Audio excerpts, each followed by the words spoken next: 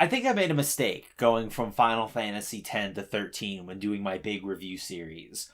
Sure, I made some pot shots here and there, but going from 10 to 13 eliminates the context behind this once great series' steep decline. So, okay, here you go. Gonna review Final Fantasy XII too.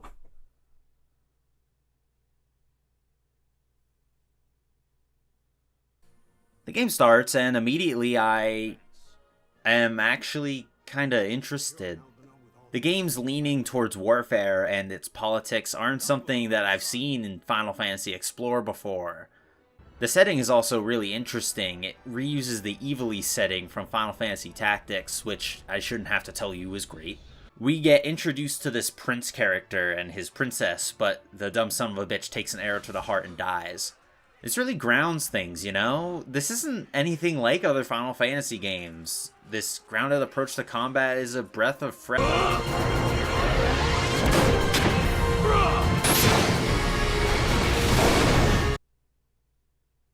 Or not, I guess.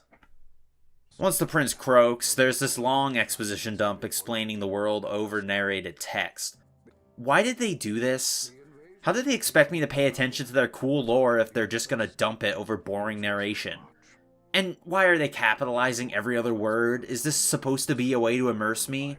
I guess it's making me pay attention. The story flashes forward in time, and we're placed in control of this kid called Rex. This is the first taste of Final Fantasy XII's gameplay, and we'll get back to this, okay? This is tutorial shit anyway. Adeline, this is Sunbury.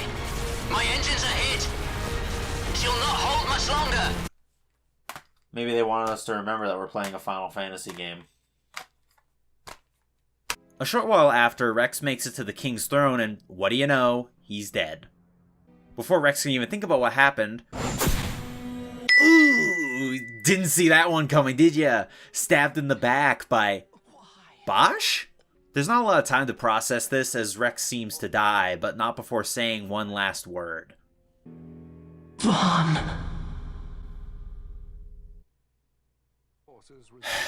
The story then, again, flashes forward in time.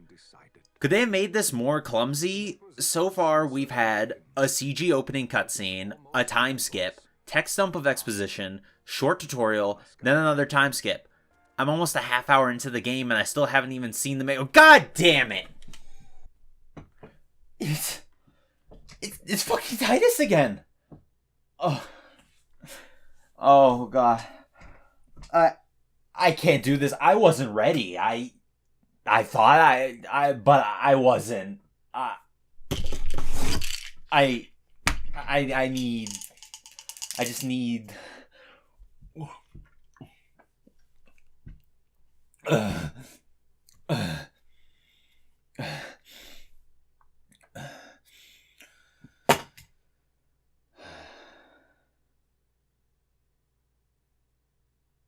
Did they, like, not get enough of that pencil dick already?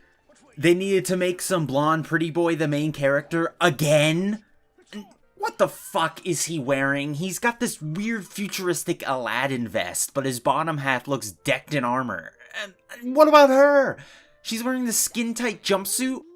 At least the Aladdin vest makes some sort of sense, but who the fuck is putting on the fucking Zero suit in the desert? Why would she even be caught dead talking to this dweeb anyway? We're orphans. The first thing you learn is you gotta watch out for yourself. Figures. And due to being associated with Vaughn, she will have no relevance to the plot whatsoever.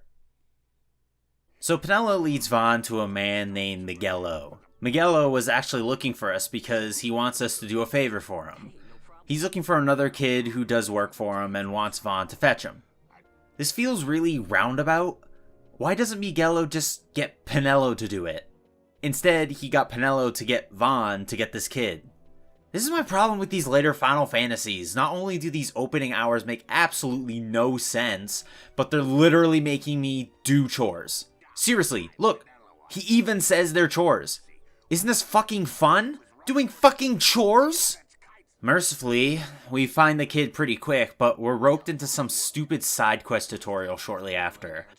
This introduces us to the license board, which is basically like if they made the sphere grid even worse. Yeah, I know, I didn't know that was possible either. Anyway, the quest we get sent on is to kill some stupid tomato creature. Okay, I'm seriously confused here. Why the fuck is our tutorial enemy a tomato? We live next to a desert. And no, I looked this up. There are no tomatoes that grow in deserts. Oh, God. I'm skipping ahead a bit because basically nothing happens for another half hour. You get sent on some more fetch quests until Vaughn finally finds a way to sneak into the palace so he can steal their treasure. He does this by going through the sewers. Oh, wait, sorry. The waterway. Suck my dick, game. Suppose I can't avoid talking about the combat any longer, so let's get into it. Final Fantasy XII has this weird real-time battle system where all the enemies are on the world map, and battles automatically begin when you're in close proximity with an enemy.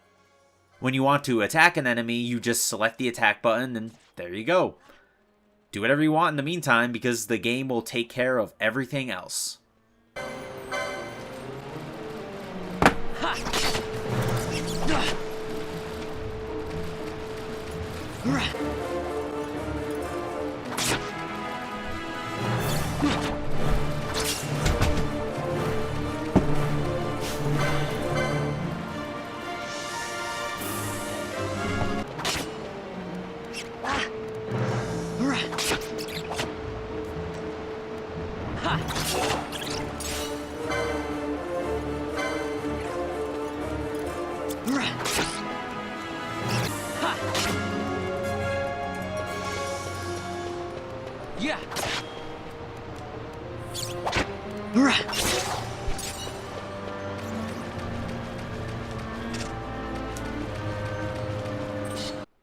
And before anyone mentions it, yes, I know I don't have access to the Gambit system yet. Really all that does, though, is automate things even more, to the point that I don't even feel like I'm playing the game. And besides, I've been playing this game for over an hour, and it still feels the need to spoon-feed me this gimped version of the combat like I'm some sort of infant. This opening is so fucking boring. I wouldn't be surprised if half the people who played this game dropped it before making it out of the waterway. Sorry everyone. Even Square Enix knew that this game was boring to play. You want to know how I know that? Because the remaster has a fucking speed up button! If you haven't died of boredom yet, Vaughn will make it out of the waterway and into the castle. You have to do this weird mini puzzle where you sneak past guards by calling them to one spot and running around them. What is this, Ocarina of Time? Why the fuck would these guards walk to a spot where they heard a guy, look around for several minutes, then throw their hands up and return to their posts? There's only so much I can take here, game. These guards are next level stupid. It's a mystery how Vaughn is the first one to sneak past them. Or, well, I guess he isn't, because suddenly, while Vaughn is raiding the treasure room, this happens. Oh, Quite a performance. who are you? I play the leading man. Who else? Fran, the Magicite. Now then, I'll take that. So these two characters, Balthier and Fran, are sky pirates, and I already wish I was playing as one of them instead of this little brat. Balthier uses guns, so really he should have put one between Vaughn's eyes, and I'd probably like this game significantly more.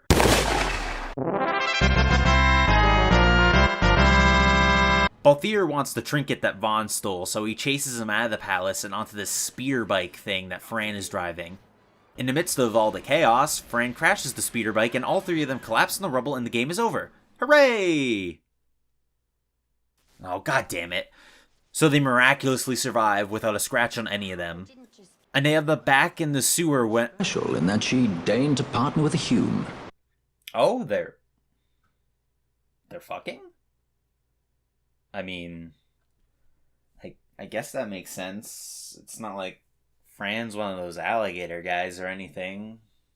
But, like, what would a cross between a human and a bunny girl even look like? Would Would they have like half ears?